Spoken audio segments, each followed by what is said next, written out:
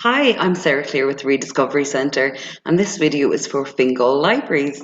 And the video workshop today is all about waste. So we're going to talk a little bit about what waste is and why it's important to reduce, reuse and recycle. And then I'm going to show you guys some really fun activities you can do in your classroom all about waste. So as I said, Fingal Libraries are very kindly funding this workshop today, and as are Fingal County Council. So waste and litter. So this is an image from a beach in Ireland. Pretty horrible, isn't it? So what kind of problems do you think might be caused by litter on a beach like this? Can you guys think of anything? Would there be any problems for people? Any problems for animals on land? What about when the tide comes in and some of that litter goes out into the ocean? Would there be any problem for animals living in the marine environment or ocean environment? And are there any problems that would be caused by this litter rotting away? Not a very nice place to go, really, is it? With all this litter everywhere, looking horrible and smelling horrible as well.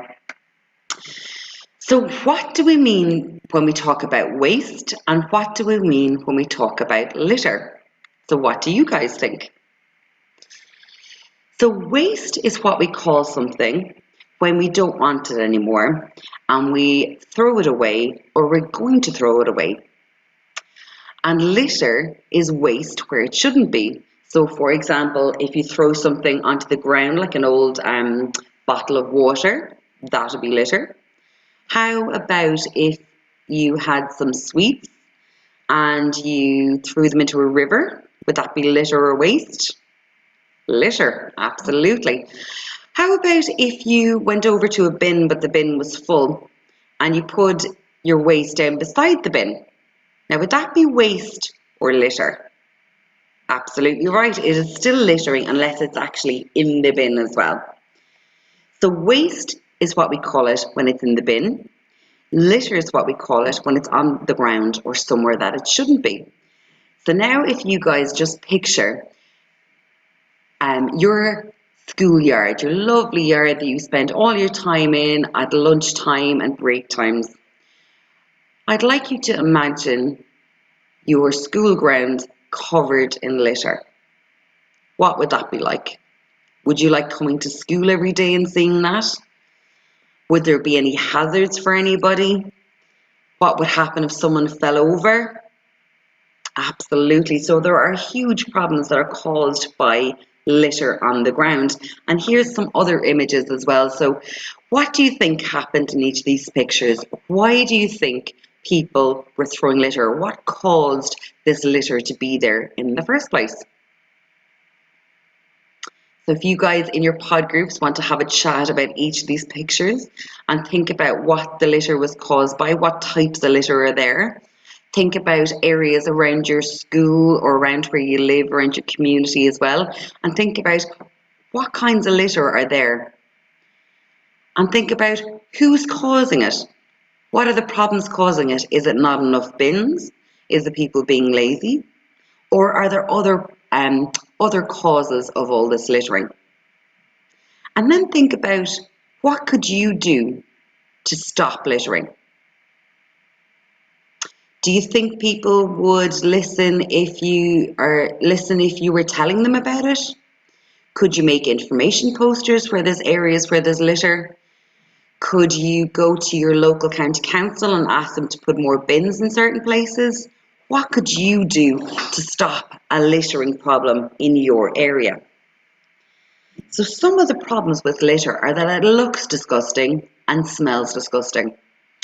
As some of this litter is rotting away, it's going to let chemicals and pollution either into soil or into water or even into the air as well, which is really bad for the environment. It can be harmful for people. Some of it takes a really long time to rot away. That litter might be there for an incredibly long time as well. And sometimes when there's areas where there's litter, especially stuff with food, it can draw pests like rodents, birds and insects, which are fine in their own natural environment. But when they come to areas where there's lots of litter, They pick up germs and diseases from the litter and from each other. Then they go to other areas, such as your school grounds or your garden, and they bring those germs and diseases with them. So you can see some of the huge issues that are being caused by litter. So as part of a class project that you guys could do, maybe you could focus on one area around the school that has a littering problem and maybe think about something you could do, or an area in your community and you can do something about that as well. So when's the best time to litter? Never, ever, ever. That's right. So we should always be putting litter into the bin. But sometimes it's hard to know which is the correct bin to put your waste in. So now I'm going to show you guys a little game that you can play in the classroom, and it's called Which Bin Does Waste Go In? So I'm going to show you an image of 4 different bins. So one is the recycling bin, the green bin. Then we've got the compost bin, or the brown bin, or food bin, sometimes people call it. Then we've got the recycling centre, where you might go with your mum or dad or guardian and bring stuff there to be recycled. And then we've got our general waste, or black bin, as well. So have a look at some of the items of waste to sort here in the image and see if you can figure out where each item of waste, which bin it should go into. So if you want to stop the video and you guys can work in groups and see if you can get them all correct. Some of them are harder than others, but I'm sure you'll do great. So now for the correct answers. In the recycling bin, this is what should be in it. Old newspaper, aluminium cans, plastic bottles, yogurt pots, cleaned, paper, toilet and kitchen rolls, shampoo bottles and egg cartons. But you always need to make sure that everything that goes into your recycle bin is clean and dry before it goes in. The type of things that go into your compost bin are banana skins, bread, leftover food, fish bones, tea bags, apple cores and garden waste. Then what you need to bring to a recycling centre is an old kettle or any old electrics, wood, batteries, glass bottles, mobile phones and light bulbs. And the only things then that should go into your general waste are paper cups if they are not compostable. If they are compostable, you can put them into the compost bin. Plastic bags, dirty nappies, plastic cups, soft plastic packaging and bubble gum are the things that go into general waste. So another really nice idea for your class would be if you did up some posters to help people within your school to learn about which bin different stuff should go into. So you can make some great big posters, you can draw pictures of all the waste that should go in each of the bins, or you can actually stick some items as well, like old milk cartons, onto your poster for the recycling bin and make it a really fun way that people can learn a little bit more about which bin stuff should go into. And if you have any questions, a great place to look if you're unsure of which bin to put something into, look at mywaste.ie. It's a great website by the government all about which bin stuff should go into. And there's some excellent information there as well. But what happens when we put things into our bin? Do they just disappear forever? No, they have to go somewhere. So when we put something into our recycling bin, the bin men collect it and they bring it to a material recovery facility, basically a big recycling centre. In the centre, all the waste needs to be sorted. So all the paper together, all the cardboard together, different metals together and different plastics together. Now, this can't really be done by machines, so oftentimes it's actually done by hand. So people in the recycling centre are sorting out all this different waste themselves into the different to be collected together with the same sorts of recycling. So if you've got a milk carton and you leave a bit of milk in the bottom of it, it's sitting in your recycle bin a couple of days, and then the bin men collect it, takes another couple of days, and then they're going to bring it to the recycling centre. But the top of it's made of plastic, the rest of it's made of cardboard, so those need to be separated. And just picture that poor person who has to open that disgusting, gone off carton of milk. That horrible smell as well. And if there is any food, or if the stuff you put in the recycling bin is dirty, it won't be recycled and it'll end up in landfill or the dump. So always make sure you clean and dry things before you put them into the recycling bin. When we put things into the compost bin, it's brought to a huge tank by the bin men, and in the tank is loads of bacteria and fungus and other little insects that munch through all the old food and garden waste and turn it into compost. Now, compost is really good for helping plants to grow, and oftentimes it'll be given to farmers to help their plants to grow, and they grow food. So if you think about it, our old food gets made into compost and helps our new food to grow. So it's like another way of recycling. But if we put things into general waste, what happens is they go to landfill or the dump. And here is an image of a dump, an enormous pile of rubbish that lies there until it rots away completely. Would you guys like to live beside a dump?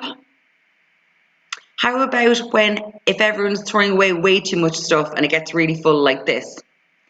They pack it down a little bit and then they cover it over and dig a new one. So that can be a really, really big issue as well. So in terms of landfills, they are not only a waste of all the material in there, they're also a waste of all that land, because you can't grow food on a low landfill. You wouldn't want to build houses on no landfill as well. So you're not only wasting all those materials, you're wasting that area of land as well. So really not a good thing. So some things take a really long time to rot away as litter or in the dump.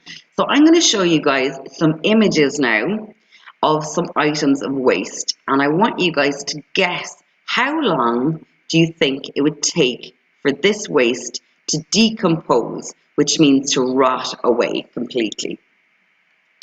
Now, so we've got an apple core. So think about, maybe, are they natural materials? Are they man-made materials? Are they hard or soft? Would that make a difference in how long it takes for them to rot away? So we've got an apple core, an aluminium can, milk carton, newspaper, plastic bottles, cotton gloves, glass bottle, toilet paper, and wooden logs. So have a think, have a chat in your groups, and see if you can guess how long it might take for these things to decompose completely. So the answer for apple core is 2 months. Aluminium can, 80 to 200 years. Milk carton, 3 months, the cardboard only. Newspaper, 6 weeks. If you throw away a ketchup bottle or shampoo bottle into general waste and it goes to the dump, it will be there for 450 years before it rots away completely. What should you do? Wash it and recycle it, absolutely. So cotton gloves then, 1 to 5 months, because cotton is a natural material made from plants. Glass bottles, you might be surprised by this one, 1 million years. Toilet paper, 2 to 4 weeks, and wooden logs, 1 to 3 years. So how did you guys get on with that? Good, I hope. So what can we do instead of throwing stuff away so it ends up in the dump? We can reduce, reuse, and recycle. So I'm going to show you guys a couple of examples of reducing, reusing, and recycling. So one of the best things we can do is, instead of buying these single-use plastics that we only use once and then throw away, we'd use a lot of these. If we bought one of these every year or every day for a year, we'd create a huge amount of waste. Or we could have a metal or plastic bottle and use the same one for 20 or 30 years. So which one's going to create less waste then? Absolutely. So even if you're going out shopping with your mum or your dad or anyone in your family, have a think before you buy things, before you ask them to buy things for you. How much packaging is around the thing that you're asking for? So here's an example here. This is the amount of packaging that's around a family-sized box of cereal. So you've got all the cardboard and you've got all the soft plastic. Now the soft plastic cannot be recycled, but the cardboard can. So that's the amount of packaging around it. Now, you know those variety packs you get, the little small boxes that you get of cereal? For the same amount of cereal, so same weight of cereal, do you think there's going to be more packaging or less packaging? Let's have a look and see. So you've got all the plastic holding it all together. You've got all the plastic inside it, around all the small packets of cereal. Then you've got all the cardboard. So for the same amount of cereal, but just two different ways of packaging them, it's either going to be all this waste or this.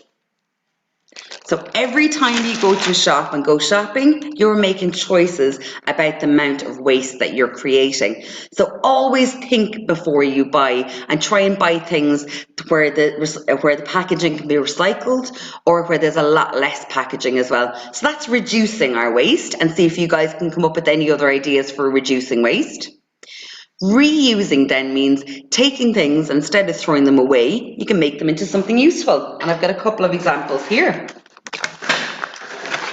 So this is a clipboard that's made from the inside of a computer.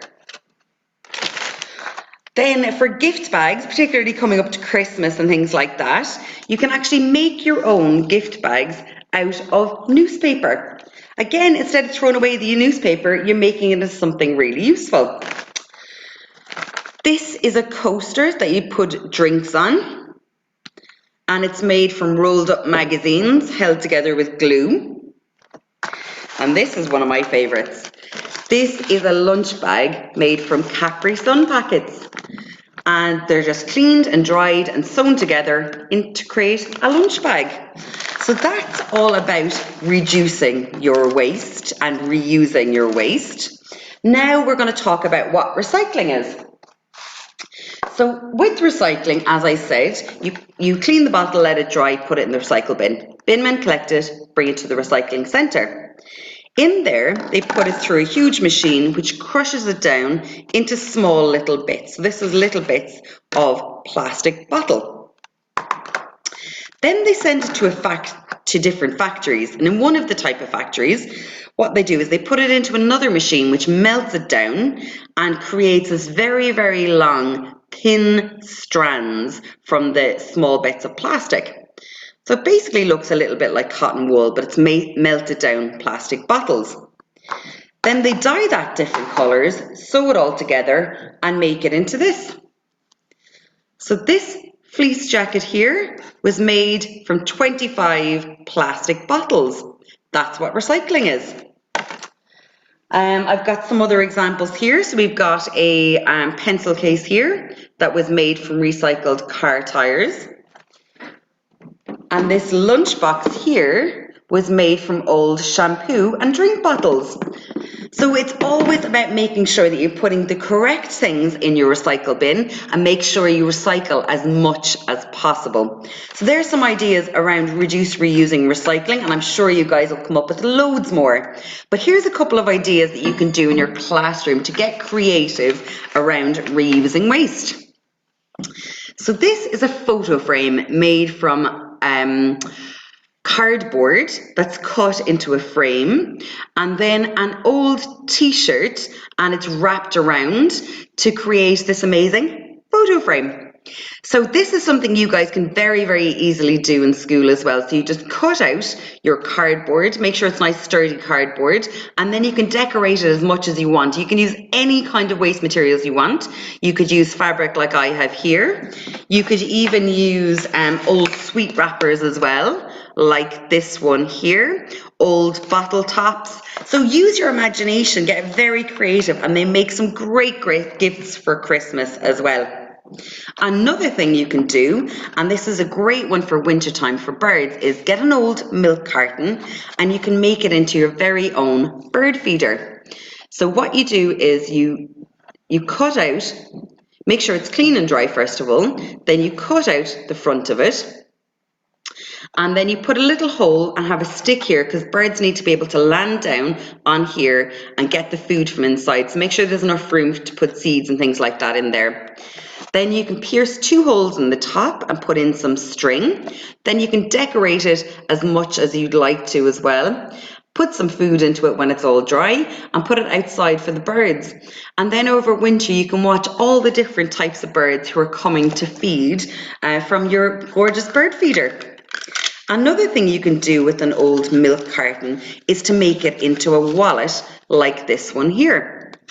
So what I did was I cleaned and dried a milk carton, and then I carefully folded it in the center along each side. So you cut off the bottom, then you can fold it along the center. So it starts off like this, and you fold it along one side, fold it along the other, and then fold it in half, but make sure you've got quite a big area up here as a flap to close it.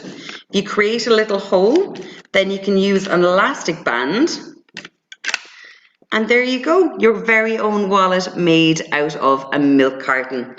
So there's some fantastic things that you can do and get really, really creative, and I've got one more to show you. This pencil and pen holder was made out of a tin can.